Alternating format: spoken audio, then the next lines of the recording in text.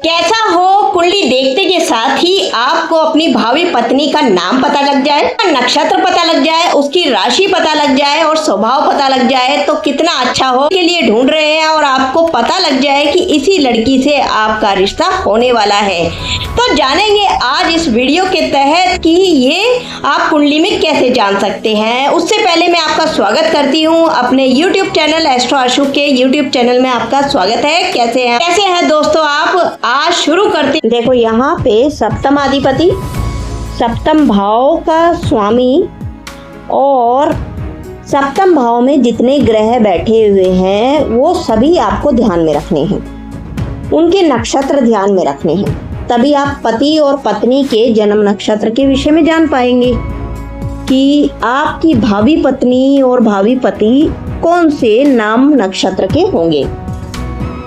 आगे बढ़ते हैं। उदाहरण के तौर पे मैं आपको एक कुंडली देती हूँ सिंह लगन की। सिंह लगन की कुंडली में आप देखो सप्तम अधिपति शनि है और शनि बैठा है बुध की राशि में, और शनि की पूर्ण दृष्टि कहाँ है? बुध के ऊपर ही है, जो बृहस्पति के साथ में लगन में बैठा हुआ है। और लग्नेश जो बैठा हुआ है वो बुध की राशि में ही बैठा हुआ है। यहाँ पर राशि परिवर्तन राजयोग भी बन रहा है। आगे देखते हैं इन तीनों ग्रहों की दृष्टि कहाँ पड़ रही है। यदि आगे बढ़े इसी कुंडली में हम, तो यहाँ देखते हैं कि शनि की जो दृष्टि पड़ रही है, यहाँ सप्तम भाव से ना होकर अष्टम भाव पे शनि की दृष्टि पड़ रही है। बृहस्पति की दृष्टि भी अष्टम भाव पे पड़ रही है, इसकी 9वीं दृष्टि अष्टम भाव पे है, और लग्ने सूर्य की दृष्टि भी अष्टम भाव पे पड़ रही है।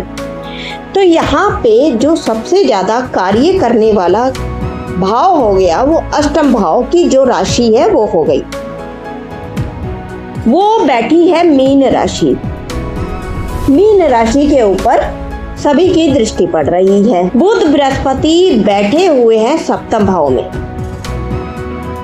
अब तीनों की जब दृष्टि पड़ रही है तो तीनों की दृष्टि मीन राशि, और मीन राशि के अंतर्गत कौन कौन से नक्षत्र आते हैं? पूर्व भाद्रपद नक्षत्र, उत्तर भाद्रपद नक्षत्र और रेवती नक्षत्र। इसका मतलब ये हुआ कि जो भावी पत्नी होनी चाहिए वो इन तीनों नक्षत्र के अंतर्गत ही उसका जन्म होना चाहिए, मीन राशि की जरूर होनी चाहिए वो।